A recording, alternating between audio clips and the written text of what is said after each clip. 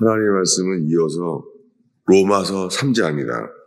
로마서 3장 19절부터 우리 24절까지 한 목소리를 읽겠습니다. 우리가 알거니와 무릇 율법이 말하는 바는 율법 아래에 있는 자들에게 말하는 것이니 이는 모든 입을 막고 온 세상으로 하나님의 심판 아래에 있게 하려 함이라. 그러므로 율법의 행위로 그 앞에 의롭다 하심을 얻을 육체가 없나니 율법으로는 죄를 깨달음이니라. 이제는 율법 외에 하나님의 한 의가 나타났으니 율법과 선지자들에게 증거를 받은 것이라. 곧 예수 그리스도의 믿음으로 말미암아 모든 믿는 자에게 미치는 하나님의 의인이 차별이 없느니라. 모든 사람이 죄를 범하였음에 하나님의 영광에 이르지 못하더니 그리스도 예수 안에 있는 성량으로 말미암아 하나님의 은혜로 값없이 의롭다 하심을 얻은 자 되었느니라. 아멘. 로마서 1장부터 3장에 이르러서 오늘 우리가 읽은 말씀 19절에 이르릅니다. 우리가 알거니와 로마에 있는 교인들에게 편지하고 있어요. 우리가 알거니와 무릇 율법이 말하는 바는 율법 아래에 있는 자들에게 말하는 것이니 율법 아래에 있는 자들에게 말하고 있대요. 이는 모든 입을 막고 온 세상으로 하나님의 심판 아래에 있게 하려 함이라. 여러분, 주일날부터 우리 이 말씀 앞에서 두 종류의 교회를 보게 돼요. 뭐냐면 오늘날에 모든 사람들에게 전하는 복음이 이거예요. 하나님은 당신을 사랑하십니다 하잖아요. 여러분, 이것이 1950년대에 시작됐어요. 그리고 그 100년 전부터 이것이 부닥치기 시작했어요. 놀랍게 스펄전 목사님인데요. 스펄전 목사님은 지금까지도 그의 간증이 여전히 우리에게 빛이 비춰지고 있어요. 왜냐하면 스펄전 목사님은 어려서부터 모태신앙입니다. 그는 자란 것이 아버지 목사와 할아버지 목사님의 교회 사택에서 자란 사람이에요. 그리고 그는 말씀과 기도 가운데 자란 사람이에요.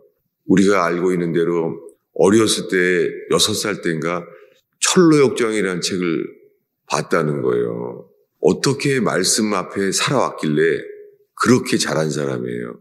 그런데 그가 10살부터 15살인가요? 그때 죄의 문제로 고민하게 돼요. 어려서부터 말씀과 기도로 자란 사람이에요. 그런데 그가 5년 동안 괴로워한 거예요. 그가 도대체 무슨 죄로 그 괴로워했겠습니까? 이 죄, 이것은 우리가 죄를 고백했다고 우리의 모든 죄가 씻음받은 줄로 믿습니다. 이것이 아니에요. 이 존재가 씻음받는 문제가 아니라 죽었다가 살아나야 될 복음 앞에 서게 된 것이죠. 그리고 그의 아버지도 그것에 대해서 그것은 이 평강의 길로 그를 대면한 평강의 길로 이 고뇌가 피하면 안 된다는 거예요. 이게 오늘날 다른 기독교예요. 그래서 우리가 알고 있는 대로 그가 1월 달에 눈이 폭설이 내려서 더 이상 교회를 진행할 수가 없어서 근처에 다른 교회에 멈춘 것이죠. 더 이상 갈 수가 없어서. 그리고 그날 그 교회의 목사님도 오지 못했어요. 주님께서 그곳에 그 죄로 5년 동안 고민하던 그 스펄전 목사님이 그날 생각하지 못한 그 목사님이 오시지 못해서 그 이름도 알 수 없는 한 집사님이 설교할 때 당신은 이 세상에서 가장 비참한 상황이다 라고 말을 해요. 오늘날로 됐으면은 이 폭설이 내리는데 교회에 왔으면 칭찬할 거예요. 칭찬하고 인정받는 사람이라고 말하잖아요. 이것이 중요해요. 이것이 스펄전 목사님을 그날 거듭나게 할 때 복음 안에서 복음의 기준으로 그에게 선포했습니다. 당신은 세상에서 가장 비참한 사람이라는 거예요. 지금 그것이 죄짐에 눌려서 해결받지 못한, 그것은 어떤 죄를 행한 죄를 고민하는 게 아니에요. 어떤 죄를 행한 죄가 아니라 존재 자체가 죄인 거예요. 그때 주를 바라라, 주님만을 앙망하라 라고 말할 때 5년 동안 고민하던 그 스펄전이 거듭나게 돼요. 여러분, 우리에게 필요한 것이 이 영광의 빛이 우리에게 비춰지는 것 전에는요, 되지 않은 거예요.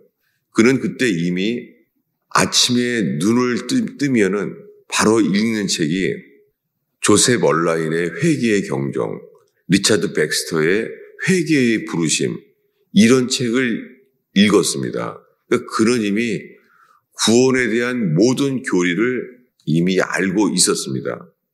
오늘날에는 이렇게 지적으로 동의하면은 우리 모두 스스로가요, 스스로 된 줄로 여기는 기독교가 되었어요. 그가 주일날 돌아왔습니다. 그의 가족들이 스펄전을 보자마자 이렇게 말했다고 해요. 너 무슨 좋은 일이 있나 보구나, 이렇게 물어보는 거예요. 왜냐하면 그는 이제 사망에서 생명으로 옮겨졌기 때문입니다. 그는 이미 이 정도면은 다 예수 잘 믿는 사람이라고 인정될 수 있는 상황이지만 그의 아버지는 복음 안에서 그를 바라보게 했고, 그날 거듭나게 됐던 쓰임받은 그 교회의 한 사람의 설교자가 동일하게 복음 안에 서게 했던 거예요. 이것이 이 로마서 3장 19절에 우리가 알거니와 무릇 율법이 말하는 바는 율법 아래에 있는 자들에게 말하는 것이니 이는 모든 입을 막고 온 세상으로 하나님의 심판 아래에 있게 하려 함이라. 여러분, 그 당시에 스펄전이 왜 그가 예수를 믿는 사람인데 어렸을 때부터 예수가 하나님의 아들이심을 믿는 사람인데 왜 그는 요한복음 3장 16절 하나님이 세상을 이처럼 사랑하사 독생자를 주셨으니 이는 저를 믿는 자마다 멸망치 않고 영생을 얻게 하려 하심이라. 요즘은 복음의 시작이요, 요한복음 3장 16절이 돼버렸잖아요. 이 스펄전 목사님 얘기를 왜 또 먼저 회심을 얘기했냐면 그렇게 복음으로 쓰임받은 스펄전 목사님이요, 이미 알려진 목회자가 되었을 때요, 그 당시에 신문에 투고를 해요. 투고를 하는 이유가 그 당시에요, 요즘 말로 하면 CCM, 복음성가라는 것이 유행해요. 그래서 스펄전 당시에요, 하나님은 사랑이라는 찬양이 유행했대요. 그런데 스펄전 목사님은 이거는 경고를 해야 되겠다 해서 신문에 투고를 했어요. 왜냐하면 요즘 유행하는 하나님은 사랑이라고 하는 그 찬양, 그 복음성가가 교회 안에 불려지기에는 적합하지 않다는 거예요. 믿는 사람들이 다 부르는데요, 왜 그 찬양이 교회에 불리우기에는 합당치 않다는 거예요. 스펄전 목사는 이렇게 말합니다. 왜냐하면 거기에 천국과 지옥에 대한 경각심이 분명히 표현되어 있지 않다는 거예요. 지금 말로 하면은요, 당연하게 찬송가에 쓰였던 찬양인데 아니라는 거예요. 그때 그 당시에 이미요, 복음이라는 것은 하나님은 그저 사랑이시라, 하나님은 당신을 사랑합니다 라고 하는 것이 그때 이미 퍼졌어요. 근데 오늘날에는 이것이 당연한 복음이 돼버린 거예요. 여러분, 오늘날의 복음은 사랑의 복음이에요. 그러나 성경 전체에 사도 바울이 기록한 교회의 서신과 거기에 사랑의 복음이라는 연합은 없어요. 복음은 죄사함을 얻게 하는 회개의 복음이에요.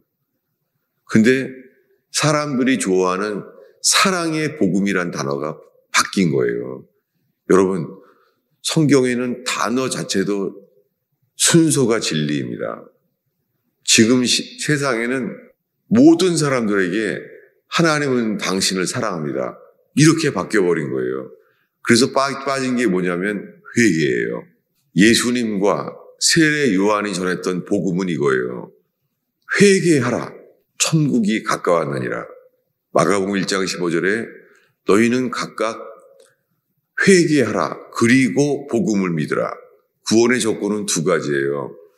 회개하고 복음을 믿으라. 회개하라. 그리고 복음을 믿으라예요. 이것은 사도 바울도 동일합니다. 그가 전했던 모든 것은 사도행전에 스스로 말하기를 자기의 복음을 정리하는데요.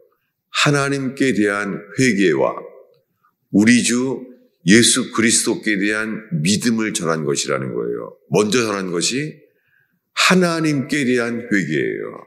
회개는 하나님께 대한 회개예요. 근데 오늘날에는 뭘 전해요?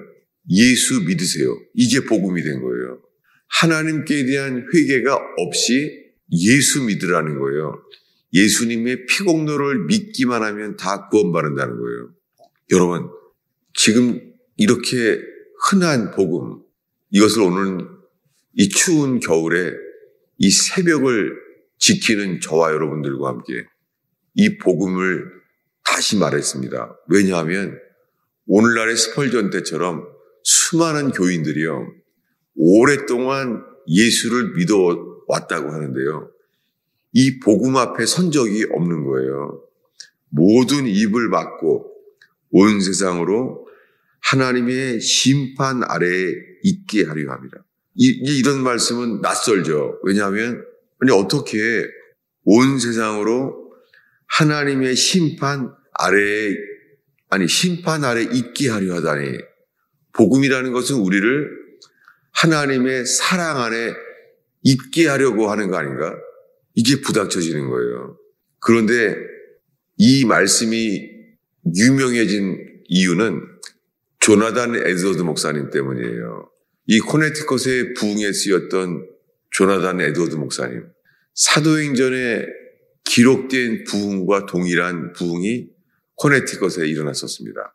그 조나단 에드워드 목사님이 설교했던 그 유명한 말씀이 The sinners in the hands of angry God.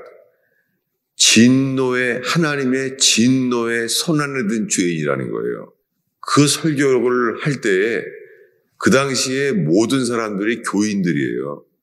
그냥 다 모태신앙이고 교인들이에요. 지금과 똑같아요. 다 자기는 이미 구원받았다는 거예요. 근데 그 당시 왜냐하면 그 당시에 영국이 자기의 고향이죠. 고향을 버리고 갈대아우를 떠났던 아브라함처럼 고향 영국을 버리고 신앙 때문에 이 미국의 코네티컷에 왔던 사람들, 그 동네 이름을 뉴 잉글랜드라고 불렀습니다. 고향을 생각하면서. 근데 그들의 신앙이 다 무너진 거예요. 그때 비즈니스가 성행하면서 물질에 빠진 거예요. 그래서 그들은 다 구원받은 줄로 알았던 그들에게 조나단 에드워드 목사님이 설교한 거예요. 진노의 손안에 든 죄인. 여러분, 지금 다르잖아요.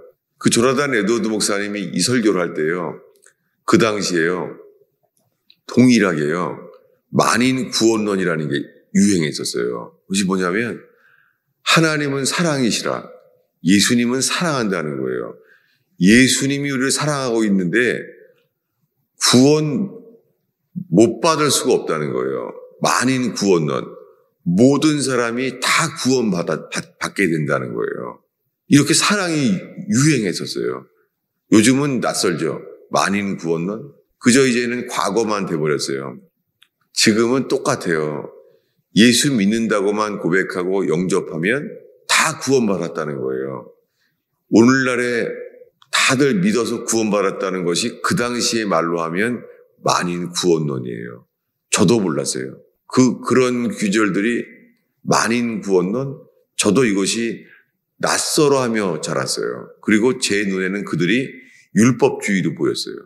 제가 버렸던, 왜 이렇게 복잡해? 그리고 엄격해? 아니, 은혜로 구원받는 거 아닌가? 이렇게 제가 버렸던 것이 40년이 지나면서 돌이키고 나니까 이것이 진짜구나.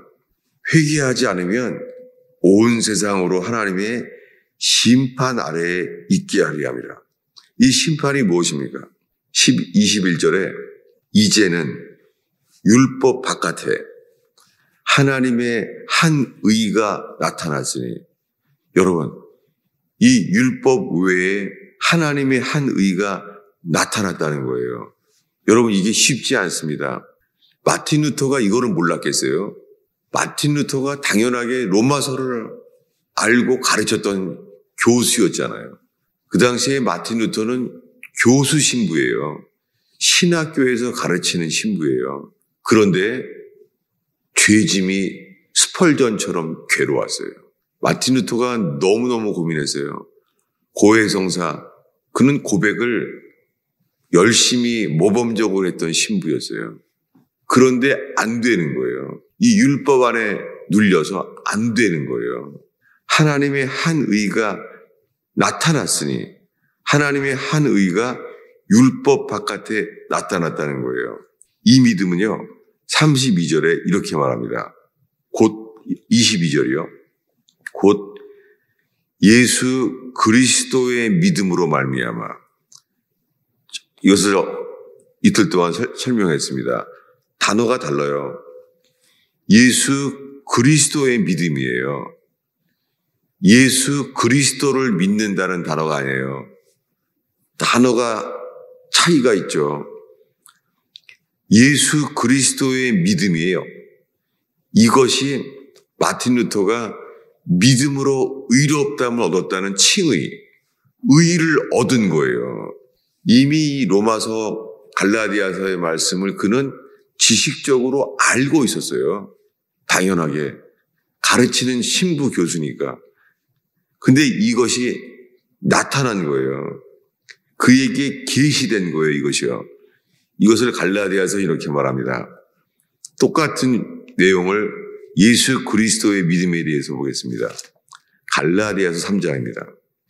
마틴 루터가 보았던 로마서와 함께 갈라디아서를 그는 그때 묵상할 때 일어난 일입니다. 갈라디아서 3장 22절, 23절을 읽겠습니다. 읽습니다. 그러나 성경이 모든 것을 죄 아래 가두었으니 이는 예수 그리스도의 믿음으로 말미암는 약속을 믿는 자들에게 주려 함이라.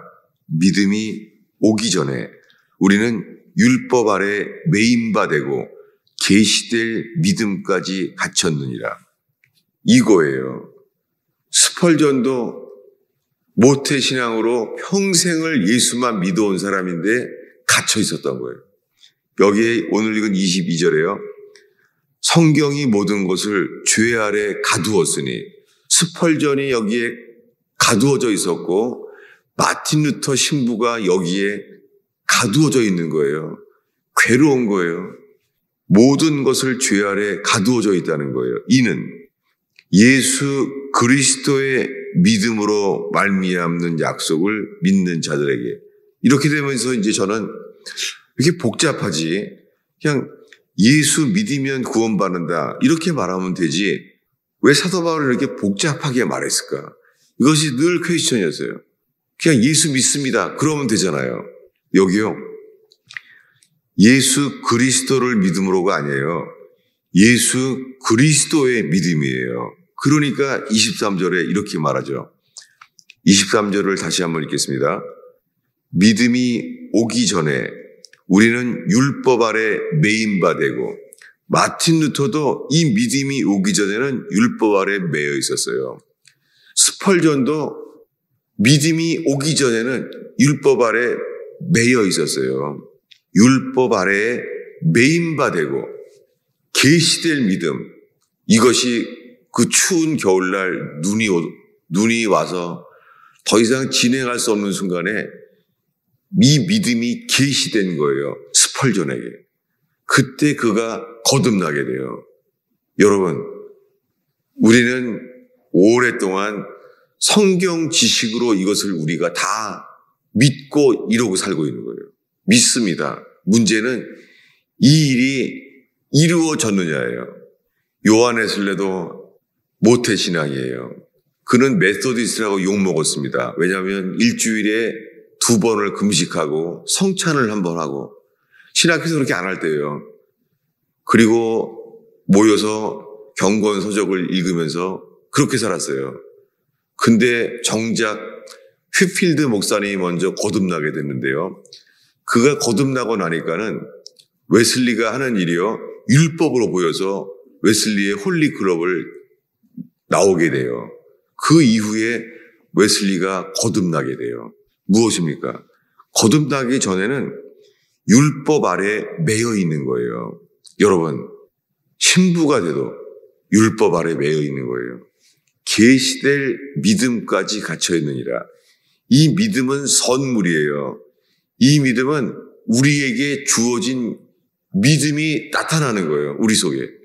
여러분, 이 고독한 새벽을 지키는 여러분을 이 복음으로 축복합니다. 이것이 우리에게 이루어지었느냐, 아니면 그저 성경 지식으로만 이해하고 만족하고 있느냐, 여기에 서게 되는 저와 여러분 되기를 축원합니다. 기도하겠습니다. 하나님 아버지, 골고다 언덕에 우리를 위하여, 우리를 대신하여 죽임당하신 예수 그리스도요. 오 주님, 그 예수님이 우리에게 진정한 주가 되는 회개의 역사가 일어나게 하옵소서. 주님, 머리로만, 혀로만 예수가 주라고 하지만 모든 것의 주인이 내가 아닌지 주님, 회개의 역사를 얻는 제단 되게 하옵소서. 율법에 매여 있는지 은혜 아래에 있는 것인지 주여, 회개하여 새로운 본성을 옷 입게 되는 거듭남의 역사가 일어나는 제단 되게 하옵소서. 주님, 저희의 기도가 그저 우리가 원하는 기도 제목만을 나열하고 주님과의 교제와 주님과의 은혜를 머무는 주님, 그 기도가 생명력 있는 기도인지 그저 율법의 무미건조한 기도인지 주님, 저희에게 크신 긍휼을 허락하여 주옵소서. 주여, 이 새벽에 모이는 저희를 긍휼히 여기시사 복음의 광채를 비춰 주옵소서. 주님, 이 새벽에 골고다의 길로 주님, 저희의 기도의 길을 인도하여 주옵소서. 예수님의 이름으로 기도하였습니다.